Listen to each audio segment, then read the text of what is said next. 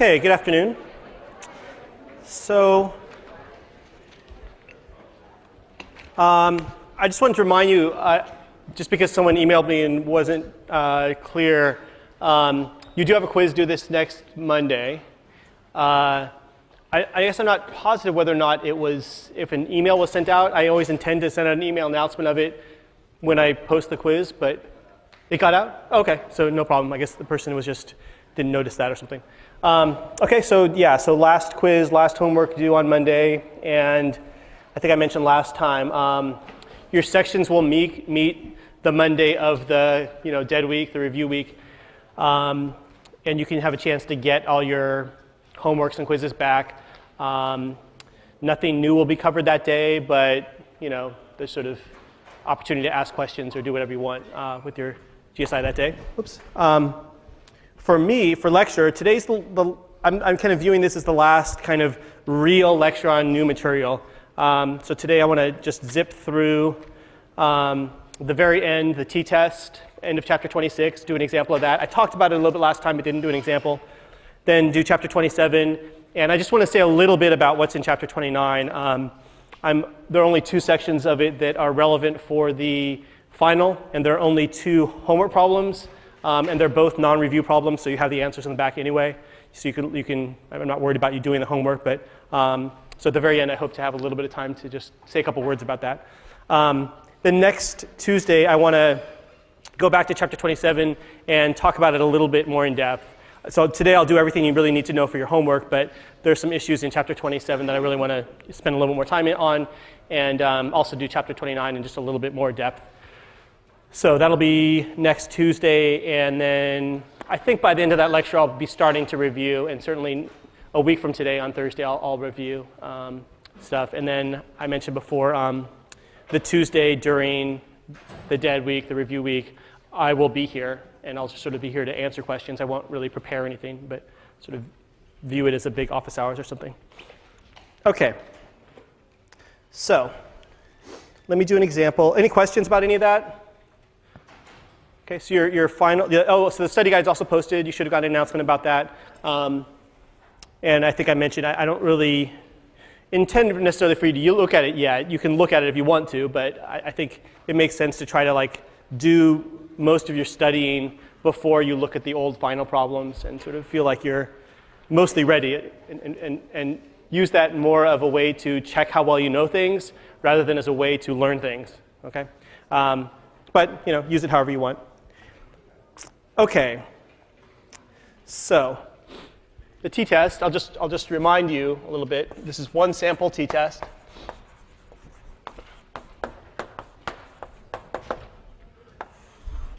So last time I talked about when to use it and how it's different just a little bit. So I'll write those things down really quick.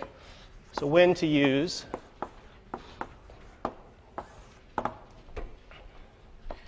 The first is when you have fewer than 25 draws.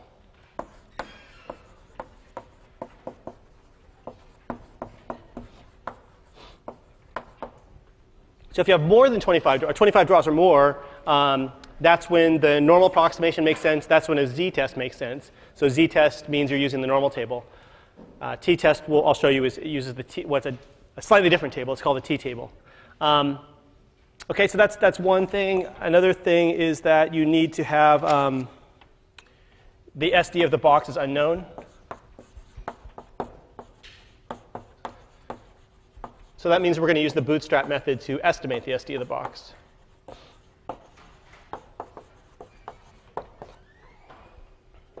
And the third thing is that the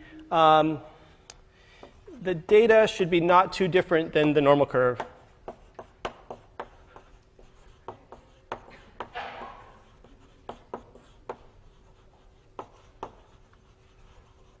Okay, and you can check to make sure that the sample average plus or minus 2 SD pluses is OK.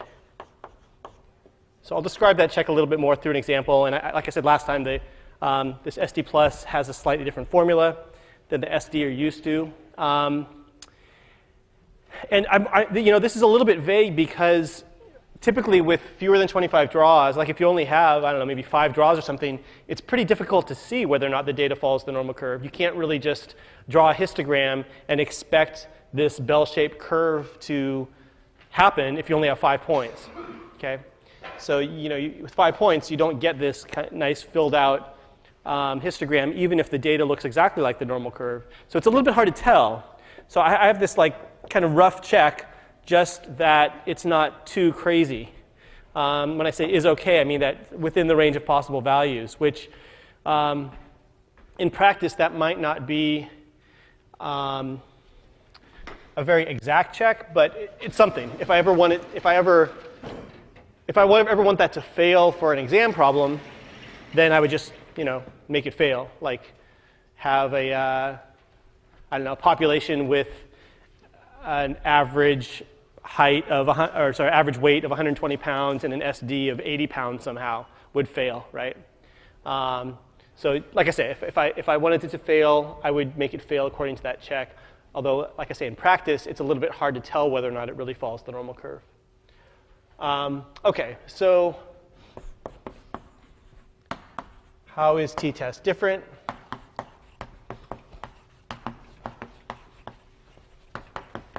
It's almost completely the same. When you write down the null hypothesis, when you write down the alternative hypothesis, it'll look exactly the same. So that's step 1, step 2. Step 3 is to find the test statistic. So far that's been a z-value, observed minus expected divided by the standard error. Actually, the t is the same. It's still observed minus expected divided by standard error. The one difference in that calculation is that we use the SD plus. That's this thing I've mentioned here, and I mentioned last time. To calculate the SD plus, take the number of draws, divide by the number of draws minus 1, and multiply that by the usual SD calculation. And it's the SD of the sample that you're using because, as I say in step 2, you don't know the SD of the box. So like I mentioned on Tuesday, the reason for this actually is because we're doing the bootstrap method. So I won't go into depth anymore, but basically the reason why we're using the SD plus is because we're using the bootstrap method. This is a better estimate of the SD of the box than simply using the SD of the sample, as it turns out. That's kind of a subtle mathy reason, but that's what's going on. And the other thing is that degrees of freedom you need to calculate, which is very simple calculation. It's the number of draws minus 1. And I'll often abbreviate this DF. And along with that, use the t-table. I'll sort of make that part of number 2 rather than its own thing, because those are related. OK. So any questions about that? I'll do an example, which I think will help explain it mostly. But any questions so far? OK, so let me do an example.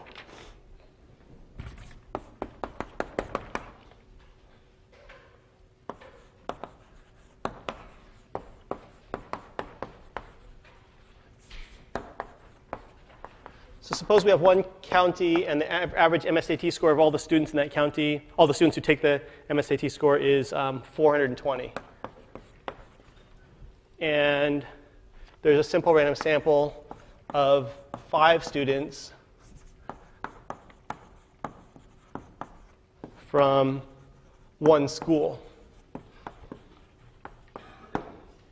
And the sample average is 550.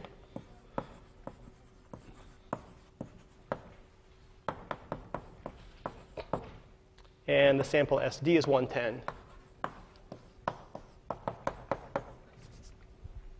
And suppose we know the MSAT scores roughly follow the normal curve.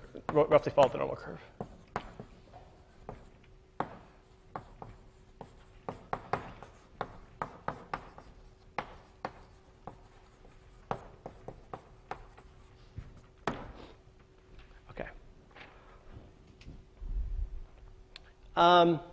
So now I would like to know, does this school have higher average MSAT than the county?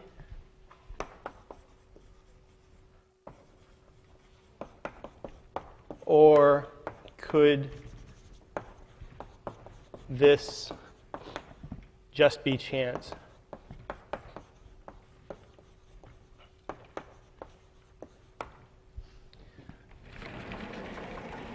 Okay, so this sort of looks like the hypothesis tests we've been doing, except you might notice that the sample size is pretty small. Okay, so that's sort of a clue, right? That when the sample size is small, well, I guess it's more than a clue. It tells you that the z-test is not going to work, but we might be able to use the t-test. Okay, so let's think about it. It is fewer than 25 draws. The SD of the box is unknown. So what is the box? Who's in the box?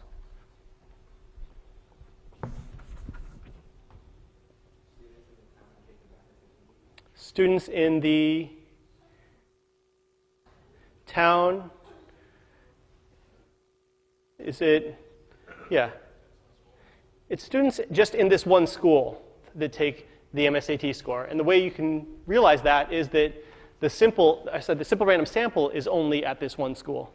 Okay? If the box is intended to be the whole county, then you would expect the simple, then you ought to be able to get students from anywhere in the county. If you're only taking students from this school, then the box has to just be the school. Okay? And we don't know the SD of the school. Okay? If we knew the SD of the county, actually it wouldn't matter, because like I say, we want the SD of the school itself. So knowing the SD of the county would not affect how I did the problem in any way, right? Okay, so we don't know the SD of the box. We can estimate it using the sample SD of 110. That's the bootstrap method. And data not too different from normal. So in this case, I actually told you that the MSAT scores roughly follow the normal curve. If you want, you could also do that check. The sample average is 550, 2 SDs either way. 2 SDs above is 770. Which is just barely within the range of possible values. And then 2 SDs below would be 330 is fine. Okay? All right, so any questions about that? About like the idea of when to use it? Okay, so we're going to use it. And then it sort of looks more or less the same as a z-test for now.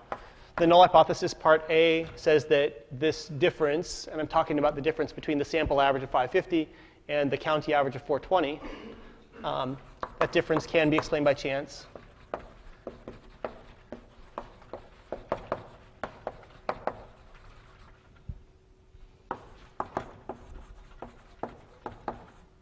And what does that mean in terms of this particular problem? What does that mean in terms of this particular problem? What's the relevant bit that we want to use for our, yeah? Yeah, good. The average of the school is 420.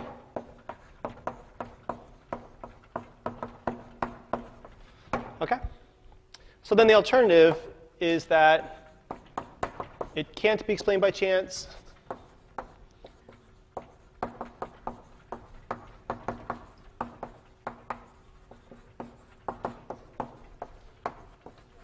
So in terms of this question I'm asking, does the school have a higher average MSAT score? That's what this means. The alternative is that the school does have a higher average.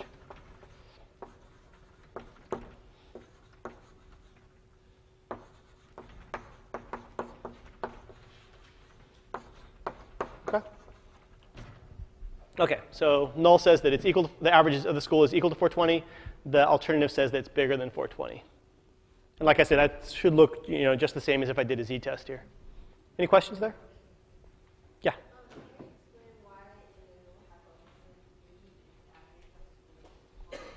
Can I explain why this is this? Well, what's that? Well, either the school has an average MSAT than the county or not, right? And I'd like to basically, I'm assuming that it's 420 for the sake of sort of assuming that there's nothing special about this school is the idea. The null hypothesis says that there's sort of nothing going on. That means that the average of the school is the same as the county. Does that make sense? And that any difference we observe in the sample can just be explained by chance. that make sense? Yeah? OK. All right. So then third step is to get the t value. This is, in general, what we call a test statistic. And in this particular case, we're doing a t. And this is going to be, just write out, observed minus expected divided by the standard error. Our observed value is going to be 550. Our expected value is going to be 420, according to the null hypothesis. We expect to get an average of 420 in our sample. And standard error we have to work on a little bit. So let's think about this in terms of a box model. So we have, as we said, the school itself is the box. For every, we're talking about the MSAT scores for those students. And we have a sample of 5. And we have a sample average of 550 and a sample SD of 110. OK, so according to the null, the average of this box is 420. The null hypothesis doesn't tell us anything about the SD of that box. So like I say, we'll use the sample SD as an estimate. So we're going to use, this is where this comes in, right? The one difference for a t-test is that rather than using the SD as we usually would, we're going to use the SD plus. SD plus, that's an estimate of the SD of the box. This is square root of number of draws over number of draws minus 1 times 110 comes out to be 123, I think. Yeah. And then SE sum, square root of 5 times 123 is 275. And maybe I'll just finish up here. SE average. So I need SE average because the observed value, 550, that's an average. The expected value, 420, that's an average. So I need SE average, which is 275 over 5, or 55. And finally, the t is going to be 550 minus 420 over 55, which is 2.36. OK, so that's the t. All right, questions on that?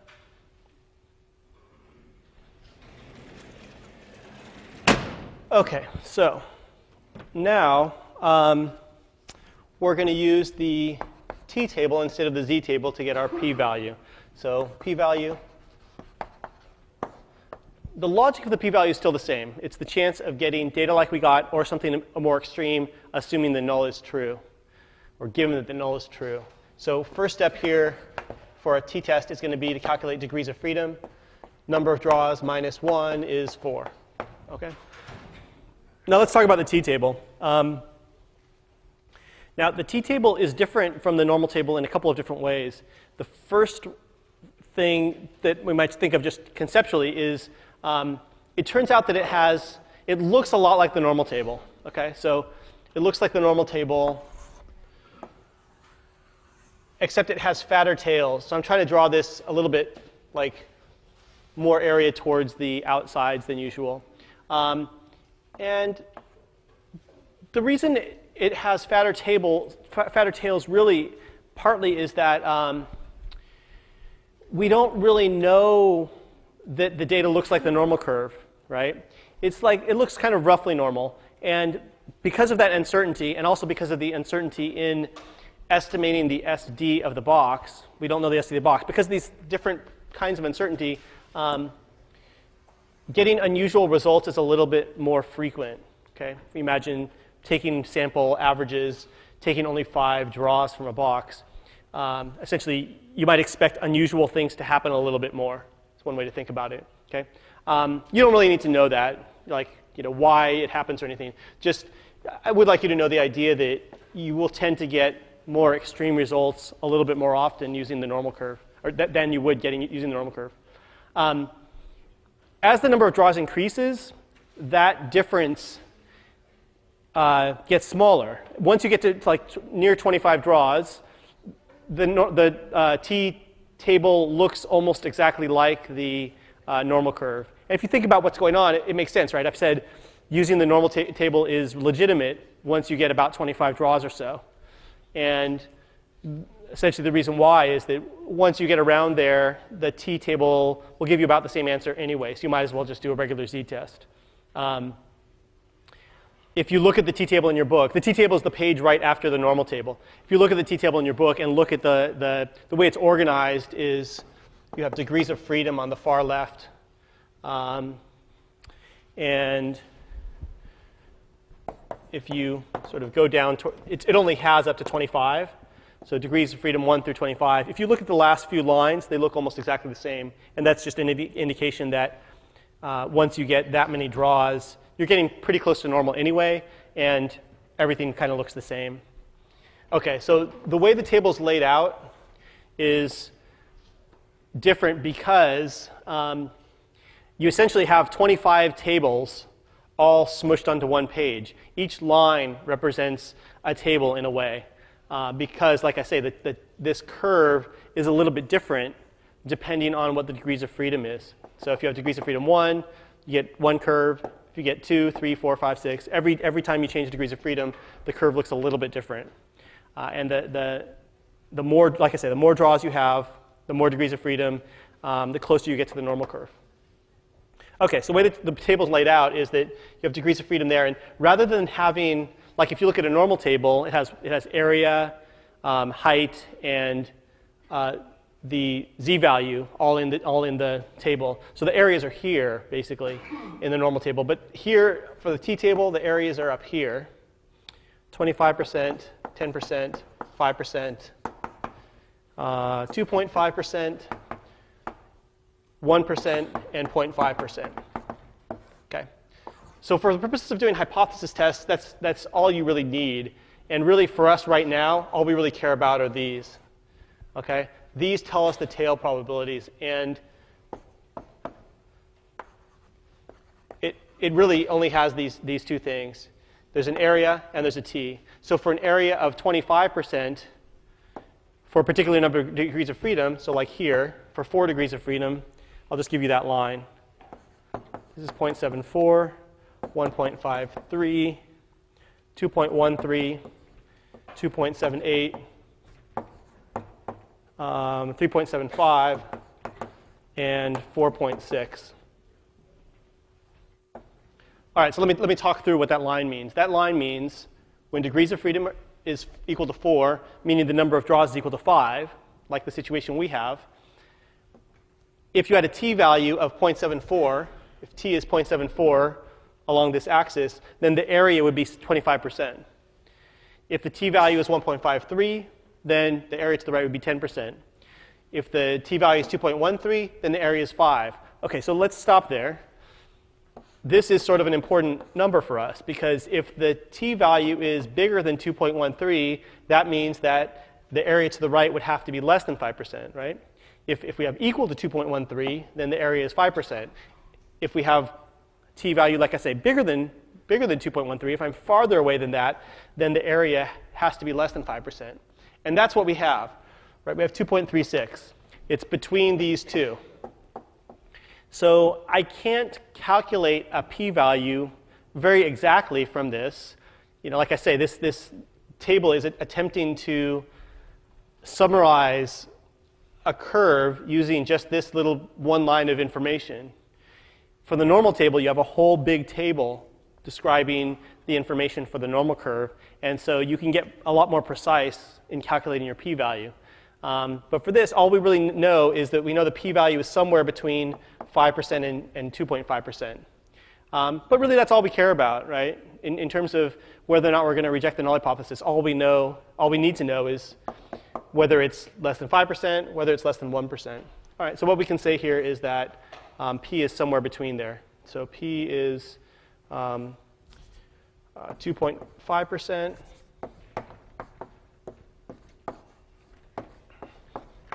Okay. So that's what we get out of that table. OK, so another thing I want to point out here is 4.6. If we had a z-value of 4.6, the p-value would be incredibly small. It would be off the chart, right? Completely off the table. 0.000001% or something. Here, it's 0.5%. Okay? So this is what I was saying about the tails being fatter here. There's a little bit more area out on the fringes. So the chance of getting a t value more than 4.6 out here, it's 0.5%. So it happens, fairly often that you get unusual t values compared to what you would expect from the normal table. Okay? All right. Questions here? Yeah.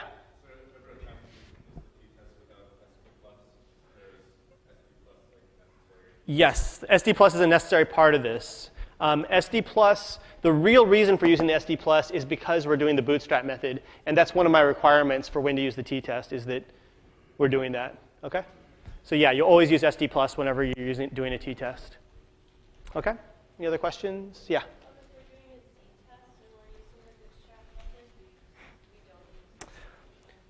Good question. So the question is, if we're doing if you're doing a z-test and you're using the bootstrap method, should you use the SD plus? So technically, yes. I won't ever make you, okay? But technically, yeah. If you're doing a z-test or a confidence interval or anything, and you're using the bootstrap method, you should use the SD plus as an estimate of the SD of the box. The reason why I haven't brought it up until now, and it doesn't really matter, is that as long as the number of draws is pretty large, this is pretty close to 1, so it doesn't really matter if you use it or not. If you have 25 draws, you can do it on your calculator if you want to check it. Square root of 25 over 24 is very close to 1. Okay? So it's not going to change your answer much anyway. But yes, technically it is correct to use SD plus anytime you're doing the bootstrap method. Anytime you're using the SD of the sample to estimate the SD of the population or of the box. Okay? Yeah.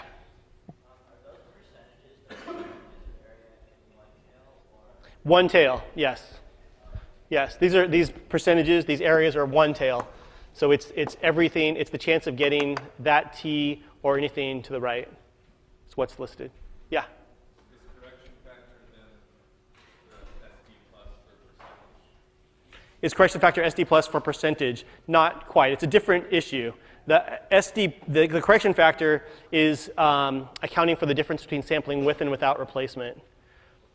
Right? So it's not an issue of whether or not you're estimating the SD of the box using the SD of the sample. Okay? Yeah, they sort of have a similar feel to them, but they're not actually related. Okay? Any other questions, thoughts?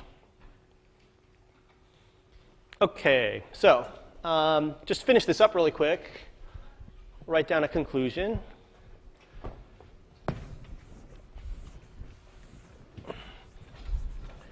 So again, the conclusion is the same whether or not you're doing a t-test or a z-test. It's just based on your p-value. The first part is a bit of statistical jargon here. Since the p-value is less than 5%, I reject the null at the 5% level.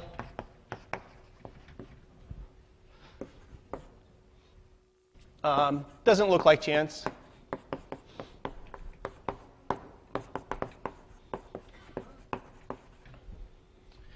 And it looks like the school has a higher average.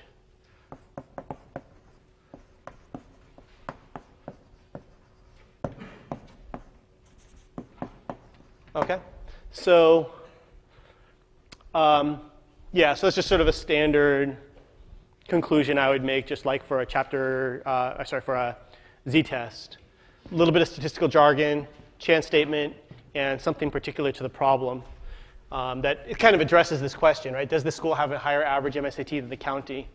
So it looks like it. Again, this p-value is not crazy small, right? It's somewhere between 2.5% and 5%. This could have happened by chance, right? It's a little bit unusual that you would take a sample of 5 people and end up being this far away from what you'd expected, but it's not crazy. So I would leave the conclusion a little bit wishy-washy. I can't say for sure the school average is bigger than 420, but certainly this is pretty strong evidence that the school has a higher average than 420. You notice that this average actually is a lot higher, right? The school average, the sample average is quite a bit higher than the county average. So it's sort of, if you didn't know the sample size, you sort of think, well, that sample average is quite a bit higher than the average of the county, so it certainly looks good. But because the sample size is so small, you can't quite tell for sure. So there's a little bit of I don't know, interplay or tension between those two things. That the observed difference is quite big, but since the sample size is so small, it's a little bit hard to say for sure whether or not this is just random. OK, questions? OK, so that's the t-test. I will say just a little bit quickly about the book's rules of when to use.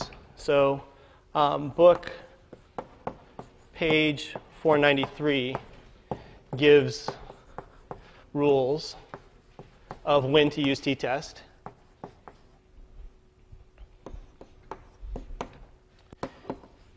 And they look fairly different from my rules, OK? I think that my rules are simpler, and they actually aren't any different. I've tried to be a little bit more precise. And so I'll read through the rules. The book has this kind of flow chart of like, if this, then this, and kind of wander your way through the flow chart and figure out if you should do the t-test or not. So I'll describe that really quick, but I'm not going to write the whole chart the way the book does. So what the book says at the beginning is, if the amount of data is large, use the normal curve. If the amount of data is small, then you kind of go on this path and think a little bit harder about it. So that part, when the book says large, small, I've said more than 25 draws, fewer than 25 draws. OK, so then the book continues by saying, if the histogram for the error box is known or unknown, is another flip of paths. And they say if it's unknown and the data is roughly normal, then use the t-test. And I've sort of put in two parts to that. So what they mean by the histogram for the error box is kind of two things. It's the shape and the standard deviation. So what I'm saying is that so when they say histogram for error box is unknown but roughly normal, that's what I'm kind of equating to using the bootstrap method because the SD of the box is unknown and also that the data isn't too different from the normal curve. So that's the case where you use the t-test. I'll say a little bit about what the error box is in a minute. It's basically the same box that we've been thinking about. But I do want to describe another path, they say, which is that, OK, if amount of data is small and the histogram for the error box is known, OK, and it's normal. All right, so that means, if you think about my little rules, amount of data is small, but you know what the box looks like. So essentially, you know what the SD of the box is, and you know that it's normal. Then you can use a z-test, right? So even if the amount of data is small, but you actually know for some reason that the box really does look like the normal curve, then you don't need to have a lot of draws. So the reason you need to have a lot of draws in general to use the normal curve is that it takes a while for the probability histogram for the sample average or for the sample sum or anything like that. It takes a few draws for that to look normal. If you think back to chapter 18, I sort of said at that time, the more the draws, the greater the number of draws, the more the probability histogram will look like the normal. Well, if you start out with data that already looks like the normal curve, you don't need to have a lot of draws. OK? So that's another path I want you to be aware of that I didn't mention before, which is that if you have fewer than 25 draws, but you do know the SD of the box, and you know that for some reason the box actually does look like the normal curve, then it's OK to do a z-test. In practice, that's a little bit strange. There's no real reason in practice, or I shouldn't say it's that strange, but it's a little bit uncommon to know for some reason that the contents of the box look like the normal curve, because we have a very small sample here, like 5 draws or something. We would have to know what the school's MSAT scores look like. We would have to know what the histogram of those scores look like. Well, if we knew what the histogram of those scores looked like, it's a little bit strange that we would actually be doing a hypothesis test. If we really know what the histogram of scores looks like, then presumably we would know what the average of the box is without doing a hypothesis test. OK? Right? So if we knew the average of this, if we knew what was going on with the whole school's MSAT scores and what their scores looked like, then it would be a little bit strange to do a hypothesis test to try to figure out if the average of that school is bigger than 420 or not. Right? So it's a little bit unusual to do that kind of a thing. But like I say, it's technically, you could do it. So one last case they talk about in the book is that if the amount of data is small, so like less than 25 draws, and you know that you know what the histogram for the box looks like, and it doesn't look like the normal curve, then you can't do anything. the book says consult a statistician. Okay, so you're sort of unable to do either a z-test or a t-test if the contents of the box, for some reason you know the contents of the box don't look like the normal curve, right? And you don't have very many draws, then you're sort of stuck. Okay, so that's that little, I just wanted to kind of talk about what the book says compared to what I say. But for exam purposes, if you just know that, that's okay. All right? Any other questions? Any questions? Okay, so now finally I'm done with chapter 26 completely. So I guess it's a natural time for a break. I want to keep it pretty short because I have kind of a lot I want to get through today. So, okay, quick break. Okay, let's get started again.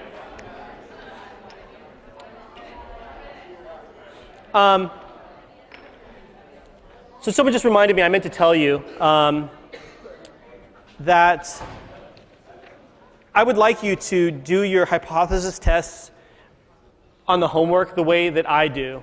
And really that's mostly so that you, I'm going to grade the final according to these elements. Your null hypothesis should have a chance statement and something particular to the problem. Your alternative should also have a chance statement, something particular to the problem. And then a test statistic, a p-value, and then the conclusion should have these 3 bits. A little bit of jargon, chance statement, something particular to the problem. So since I'm grading you that way on the final, I think you should approach the homework the same way. So for last week's homework, you just had a couple of hypothesis tests. And then for this week, they weren't review problems anyway, so the readers don't look at those very closely anyway. But for this week's homework, for all the review problems, at least for all the review problems. For the other ones, it doesn't really matter. That, like I say, the readers won't look at it that closely. But I'm going to ask the readers to, quickly look for all this stuff.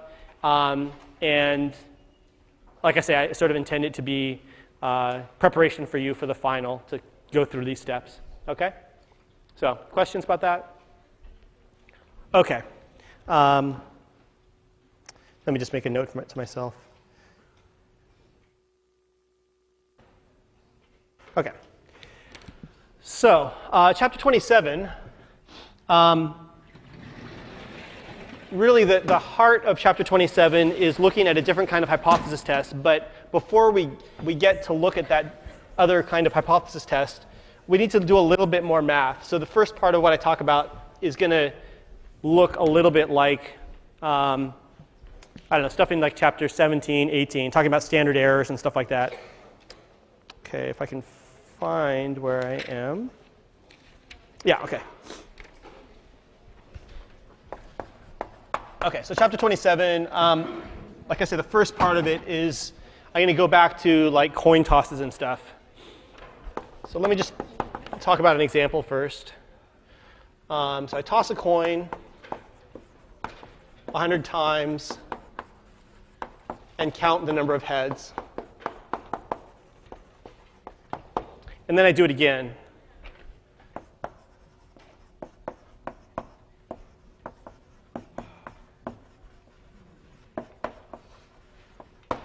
So toss a coin 100 more times and count number of heads. So we have 0, 1 box, 100 draws, and then again 0, 1 box, 100 draws.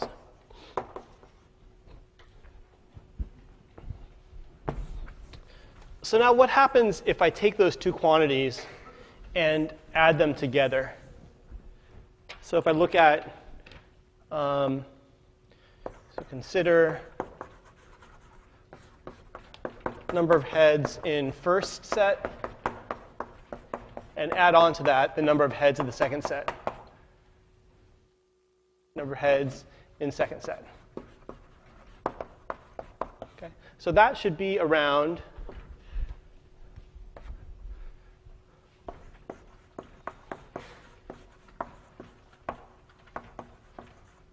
what, give or take what?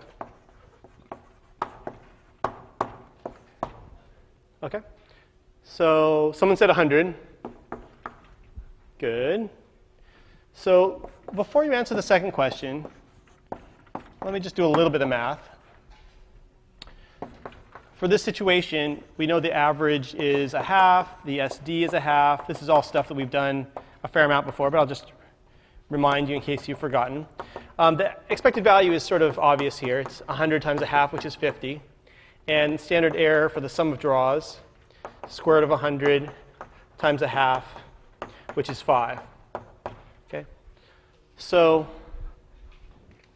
now, any thoughts about what should go there? So how do you get 100 here, first of all?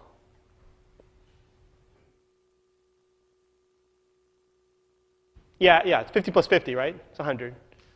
Okay. So you expect to get about 50 in the first set. You expect to get about 50 in the second set. Add them together, you should expect to get around 100. What about that give or take number? Any thoughts?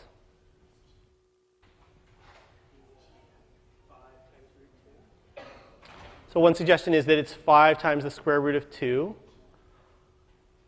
Any other thoughts?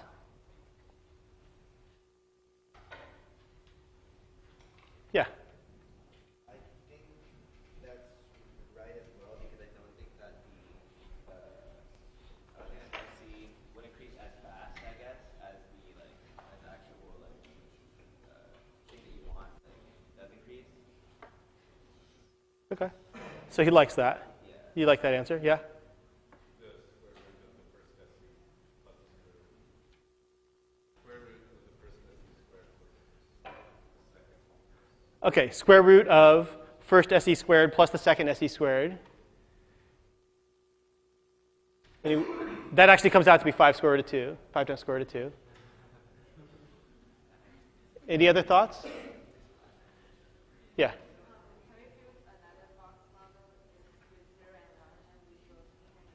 Okay, so she's suggesting that you take one box, 0, 1, and take 200 draws and figure out what the SE should be in that case.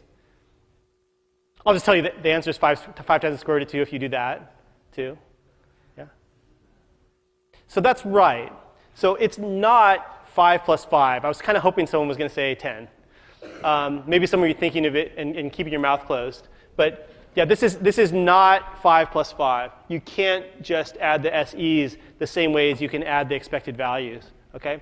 And those are all, or a couple people had explanations of why. So let me say,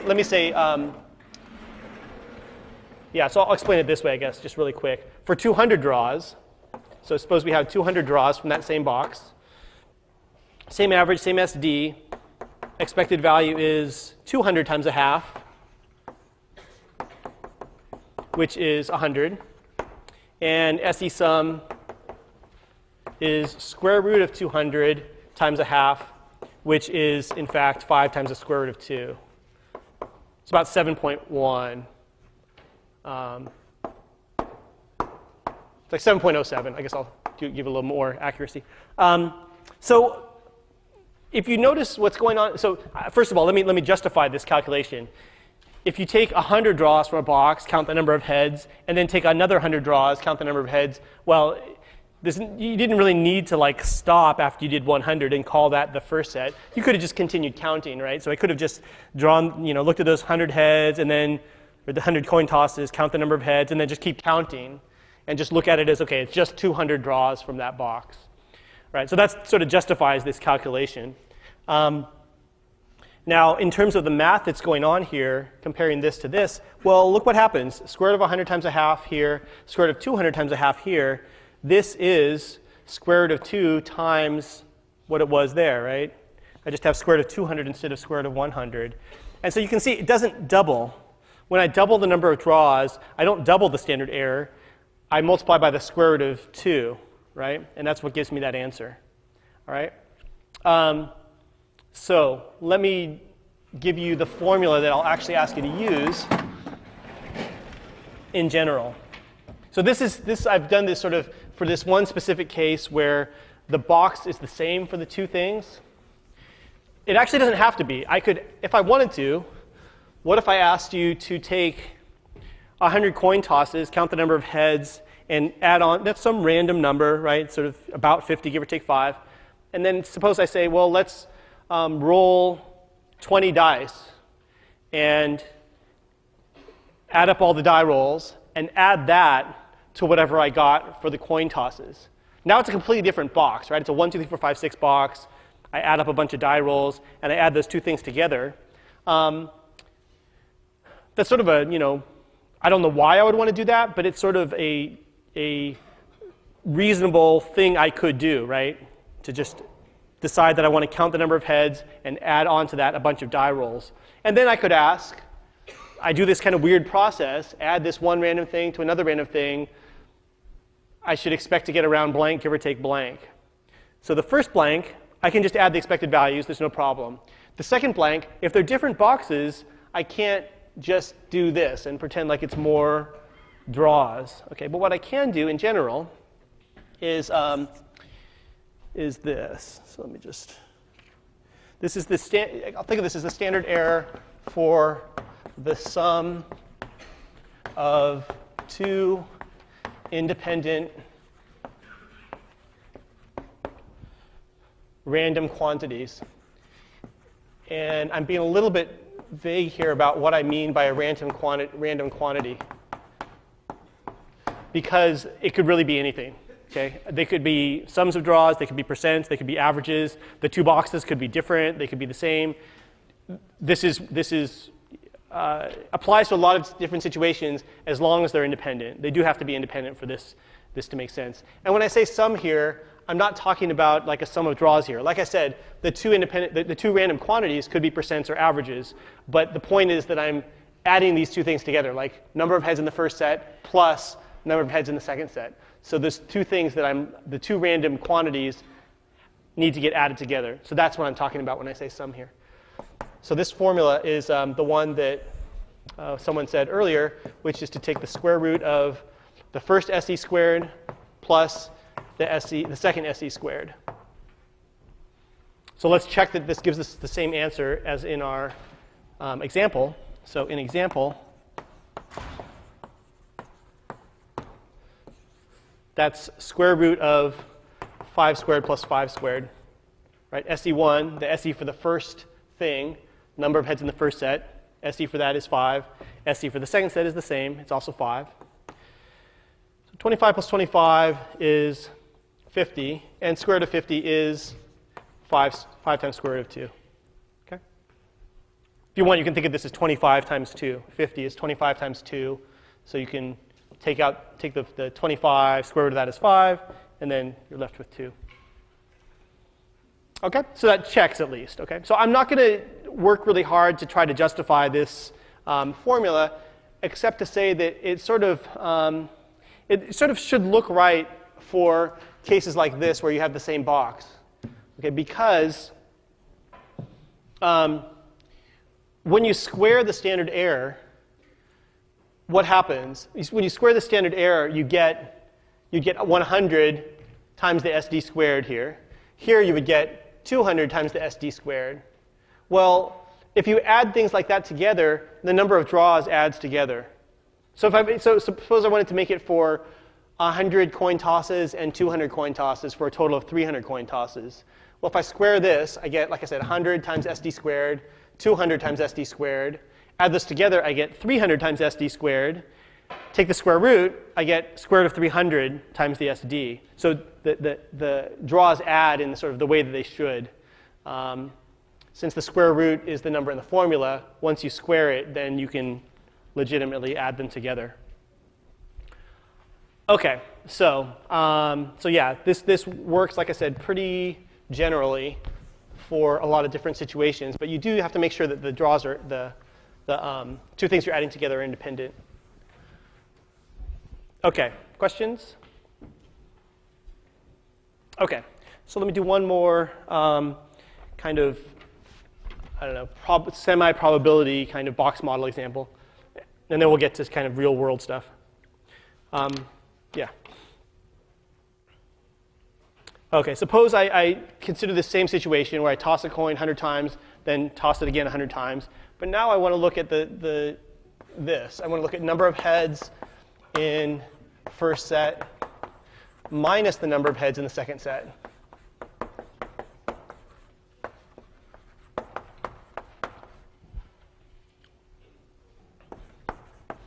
So that should be around blank, give or take blank.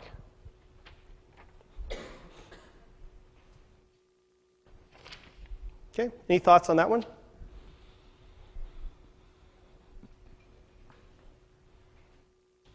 So what's the first blank? 0, right? Okay, and you can think about that sort of the same way. We expect the first one to be 50. We expect the second one to be 50. So altogether, we should get around 0. Another way to say that is that there's no particular reason why the number of heads in the first set should be any bigger or smaller, right? They should be about the same.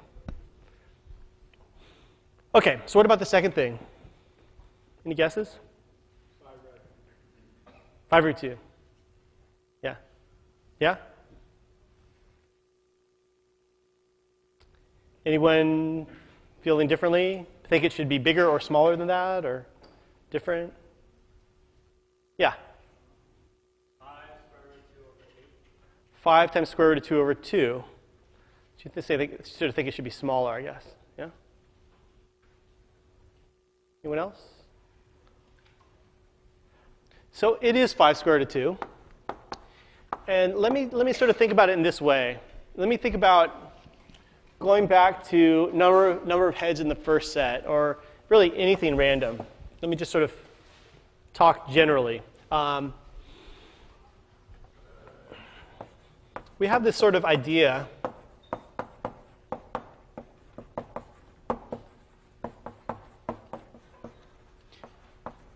in general for, I don't know, chapter 17, 18, 20, around there, that your observed value should be somewhere around your expected value, but it might be off because of chance error. Well, if you add together two observed values, like I did up here, add together the number of heads in the first set plus the number of heads in the second set, the expected values add together. The chance errors, you can think of them as adding together, but the problem is that, well, so the standard error is a little bit different than the chance error. The standard error tells you the typical size of the chance error, but it kind of ignores the sign, right? So when you take two observed values and add them together, adding the expected values is fine, but then when you go to add the chance errors, the problem is that they might add together, or they might kind of cancel each other out. Like if both chance errors are positive, then the chance overall gets bigger. Okay? So that would sort of be an argument that I should have put a 10 there. If the chance errors always just tacked on to each other and made each other bigger, well then you'd sort of think that the chance error is going to be twice as big as it was before. You should expect it to be twice as big as it was before. Part of the real conceptual reason why we're not doing that is that sometimes the chance errors will cancel out. Right? Sometimes you'll get a positive chance error for one and a negative chance error for the other one, and then the chance error will end up being smaller.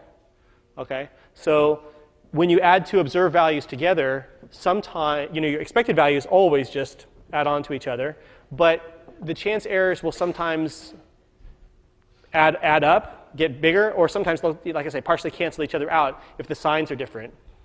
And the signs are equally likely to be positive or negative, which is sort of important in thinking about this.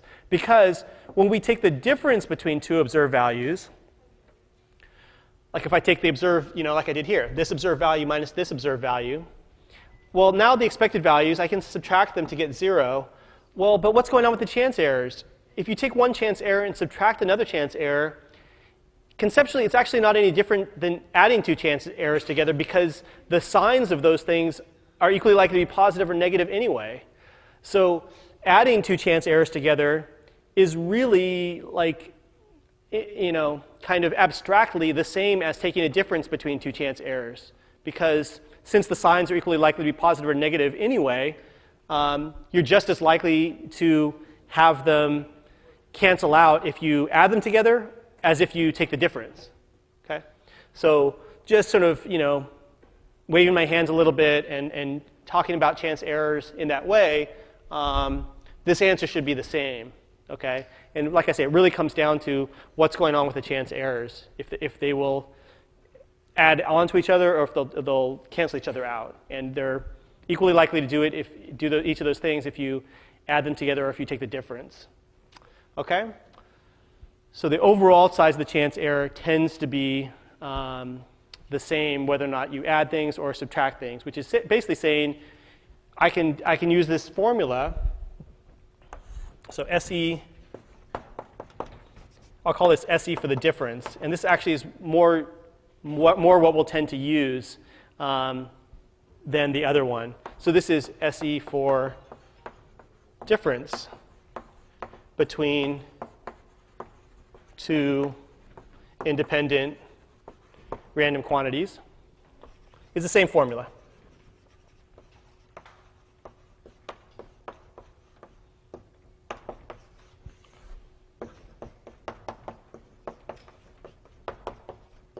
Okay. All right. So, questions, thoughts on that? Yeah. Can we change the minus number of heads in second set to number of heads in second set minus 100 and then Yeah. Okay, so her suggestion, another way to see this is to write this as 100 minus the number of heads. Actually, what makes a little more sense is 100 minus the number of tails, right? Right? Number of heads in the second set is the same as 100 minus the number of tails. And if you write it that way, you get number of heads in the first set minus 100 plus number of tails. Okay? So then you're really looking at number of heads in the first set plus the number of tails in the second set. And the number of tails behaves just like the number of heads. So it's another way to think about it, is you're adding on the number of tails. And then you're subtracting 100, which is just a constant value, right? So it doesn't have any chance error. So yeah, so that's another good way to think about it. Number of heads in the first set plus the number of tails in the second set should have the same sort of chance error as if you have number of heads in the first set plus the number of heads in the second set. Okay? And then you just subtracting 100 just changes what you should expect. Good. Yeah. Any other questions or comments? Okay. So armed with that new standard error calculation, we can do a new sort of problem.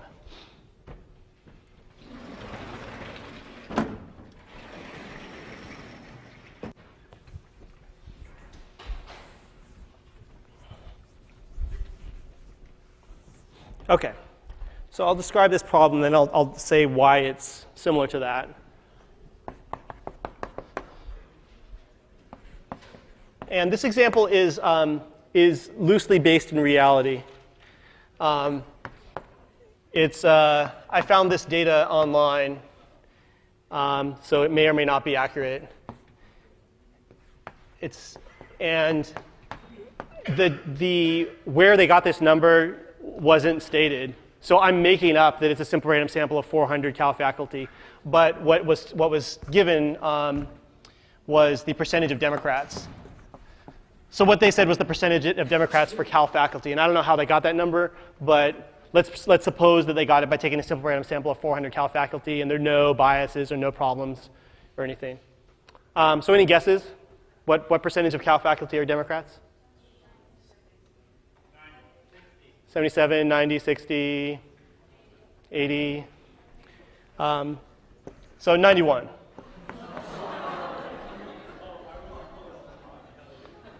Is that surprising? Is that higher than you would have thought? I guess it's higher than most people guessed. Okay. So like I say, I don't claim that this is true. I got this from a website. It could be true. You know, not everything. You can't believe everything you see on the internet.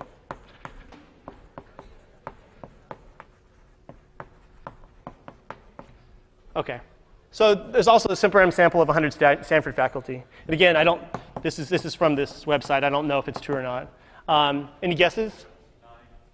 9, 60. Yeah, sort of I think widespread belief that this number should be lower. It's a little bit lower. It's 88%. Okay.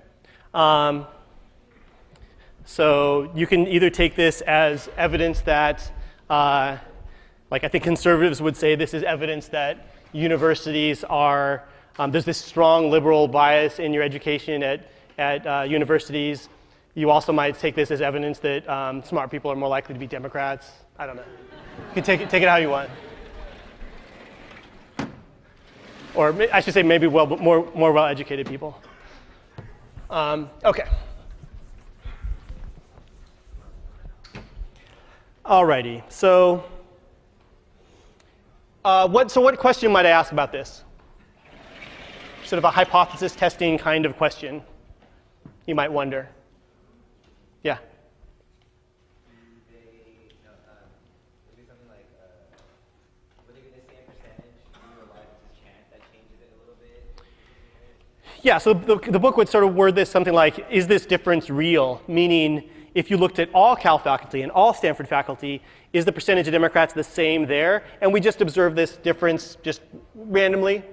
Or, I'm sorry, so one statement would be that the difference is real, that this difference is not random. And the other would be that this difference is just due to chance, okay? That the two groups have the same average, the same percentage of Democrats. I think I said that right. Okay, let me write it down. So the simple way to say it is this difference real? Or can it be explained by chance?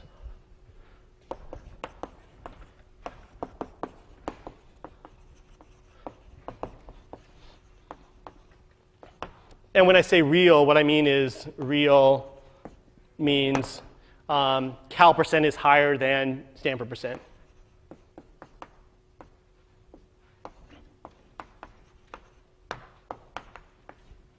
Okay? So if that difference is real, then it's a statement that the overall Cal percentage is higher than the overall Stanford percentage. Okay. So this problem is different than other problems that we've done so far. How is it different?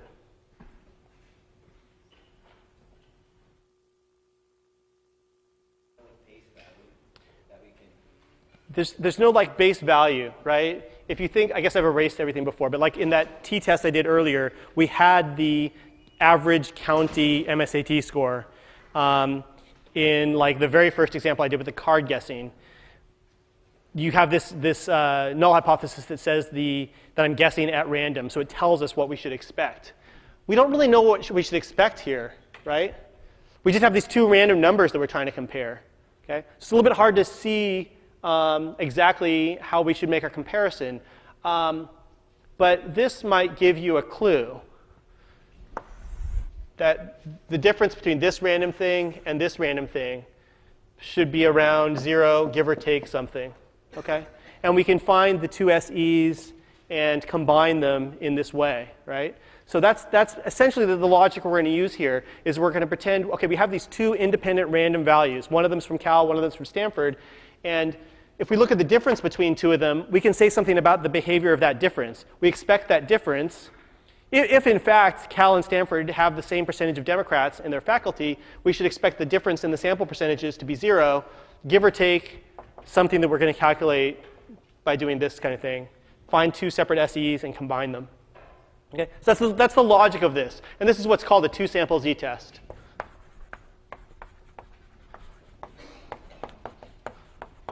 Okay?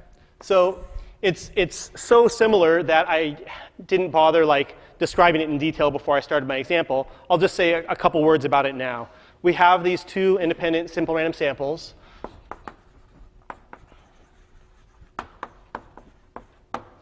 And in general, they could be with replacement if you wanted. It doesn't matter. Or with replacement. Okay? So that's the situation that you use it. And the only difference really is that,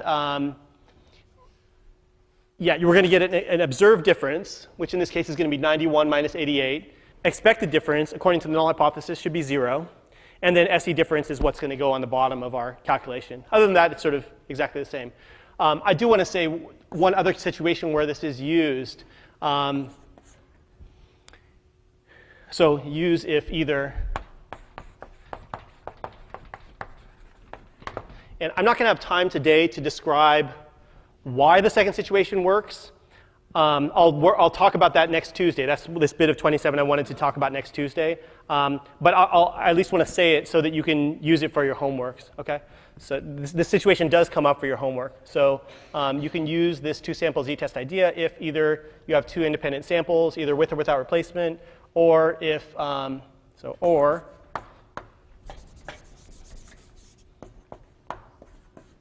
you have one population divided randomly into treatment and control groups.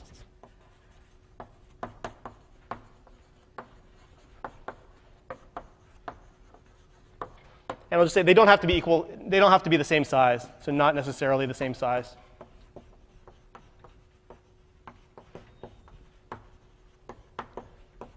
So these a couple of fairly subtle reasons why this works. But like I say, it does come up in your homework that you want to use a two-sample test for this also. And it's not two independent simple random samples, but it is still legitimate. And you can treat it just as if it is two independent simple random samples. OK? So treat the same way. So do as if two independent samples. Okay, you might not even, that might not even look different to you, that you have these treatment and control groups. So don't worry about it too much. I'll talk about it more on Tuesday. If you do your homework and you don't notice that this issue is coming up, don't worry about it. Because like I say, it's a little bit subtle. You might not even notice that you actually don't have two independent simple random samples here. OK? All right, so that's that. Let's do this. Any questions about this, actually, before I? Yeah. So a simple random sample is without replacement. That's how it's defined. So if you have two independent simple random samples, or you have samples that are taken with replacement, in either of those cases, a two-sample z-test is legitimate. All right, so both of those are just like a box model, right? You just have either draws with or without replacement. Either way is fine. Yeah? So why does that one get a t-test? That's a different example. This. Oh, why does this use a t-test? Small sample size, right? This doesn't have to do with this, so I just didn't erase it. Sorry. OK. So let's do this example now. So the first step for that example is to write down a null.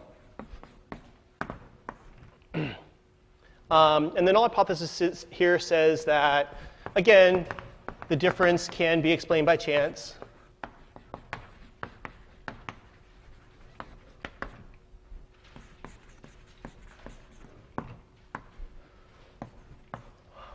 Part B says the two percentages should be the same.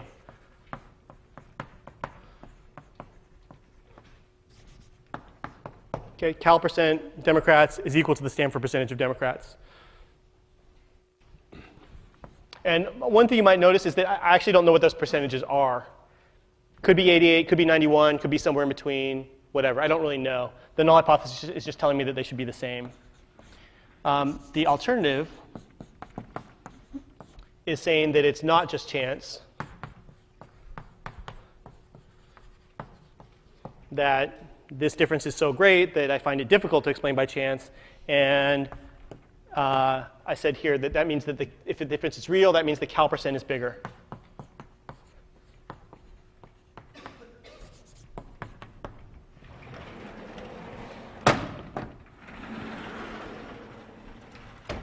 OK, let's see if I can manage to get through all the math.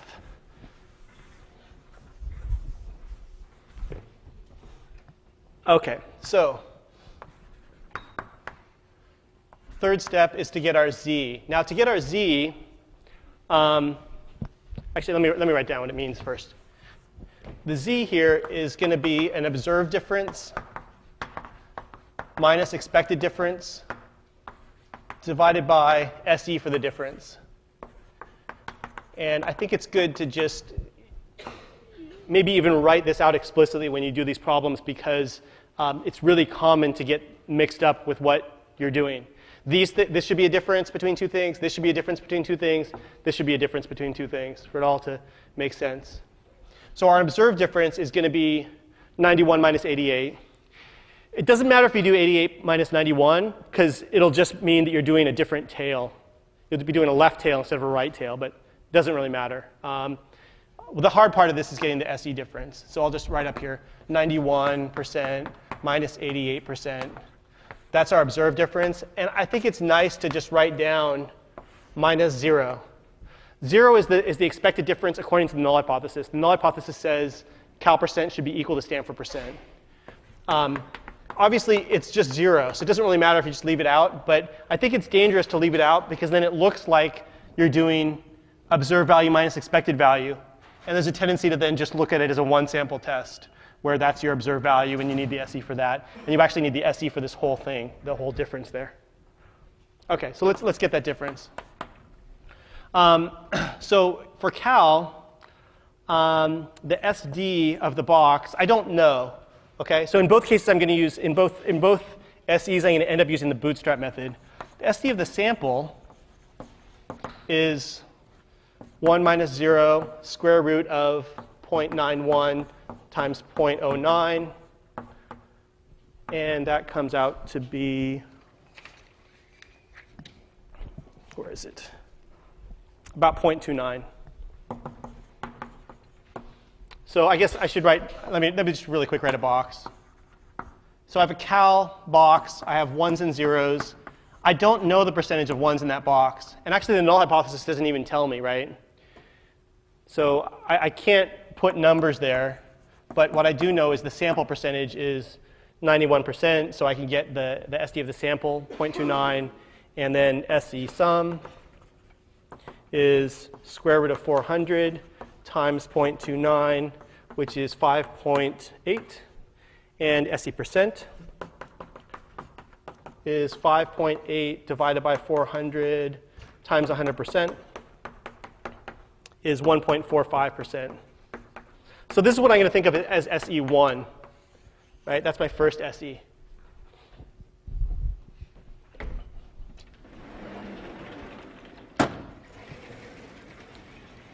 OK, so then at Stanford,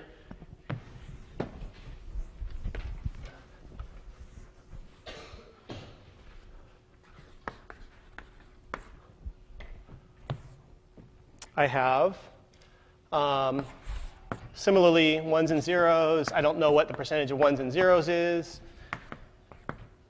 But I have a sample of 100. And based on that, I can get the SD of the sample is 1 minus 0 times square root of 0.88 times 0.12. Square root of all that comes out to be 0.32. So again, I'm using the bootstrap method to estimate the SD of this box. And SE sum,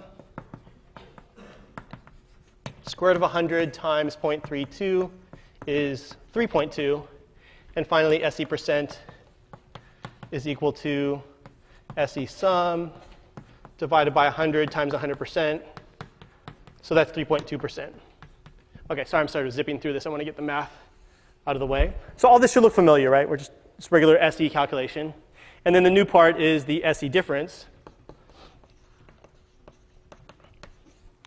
Square root of SE1 squared plus SE2 squared. And all that comes out to be about 3.5%. So finally, I get my Z. Z is equal to, get 3 on top. 91 minus 88 is 3, divided by 3.5, which is 0.85. OK. So that's really all the new part is. Once you get the Z value, you get P, and you make your conclusion. So I'll write that down real quick just to be done. Step 4, P value 0.85 gives us an area of, where is it? Area of 20%.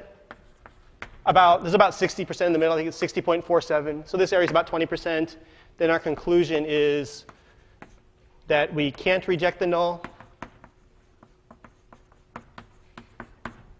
So could have same percent Democrat at the two universities. And finally, that I'm sorry, could be due to chance, and then that. So the way I usually outline this is could be due to chance, and then could have the same % Democrats. Okay, sorry that I did that so fast. Don't get up and leave yet, though. Same % Democrat. I do want to say like just 2 words about, more than 2 words, but just a little tiny bit about chapter 29 before you go. This finishes the main kind of problem you'll see in chapter 27. There are some examples that look like this also, this second situation. So keep that in mind when you do your homework. Chapter 29, there's just a couple quick problems.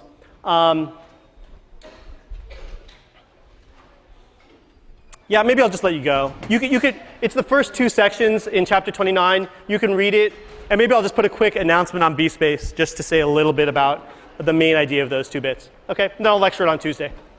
Okay, bye.